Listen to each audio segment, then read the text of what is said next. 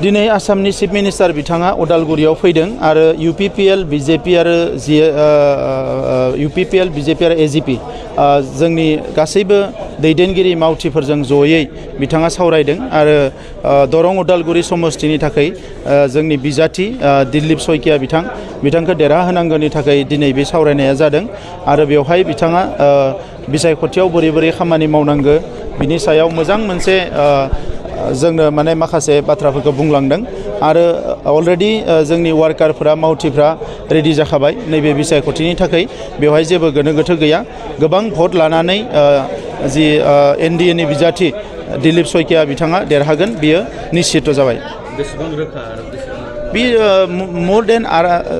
आरायनिफ्राय 3 लाख भट बांसिन मोननानै देरहागोन आगोलावबो देरहाखादोंमोन किन्तु नै देग्लाय आरोबाव स्ट्रं जाबाय गोबां खामानि मावबाय दा नंखायनो रायजो राजाफ्राबो दिनै बयबो लोब बाहागो लादों नुजादों बयबो भट होनो रेडि जादों जिखिनि आसनि माखासे मोनबाय दा बेनिखायनो नैबे बिसायख'थियाव जोंनि बिजाथिनि थाखाय साननांगौ जेबो गैया NDA नि जे बिजाथि जागोन BJP नि जे बिजाथि जागोन बिथाङानो सबसे बांसिन भटआव देरहागोन बेराफारसेथिं BPF नि जाय बिथां बिजाथि बिथाङा मोनसे बाथ्राखौ अजद लाबोदों जे UPPL आरो BJP नि बिजाथिनो भट होयोब्ला बिराद अयनाय जागोन पार्टी माबा बायदिसिना नै बे UPPL BJP नि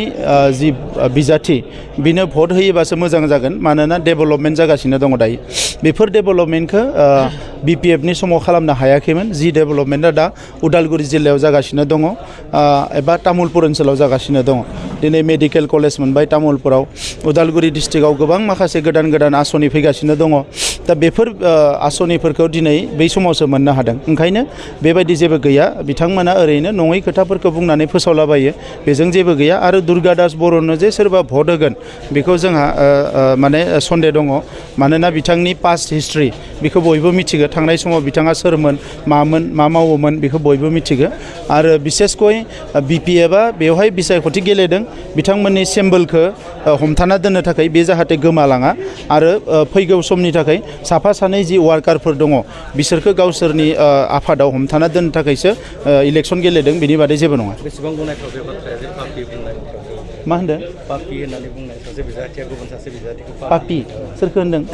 दिलीप सयकिया बिथांखौ बेथ' मोजां बाथ्रा नङा बे पार्टी बायदिसिना होननायफ्रा मोजां नङा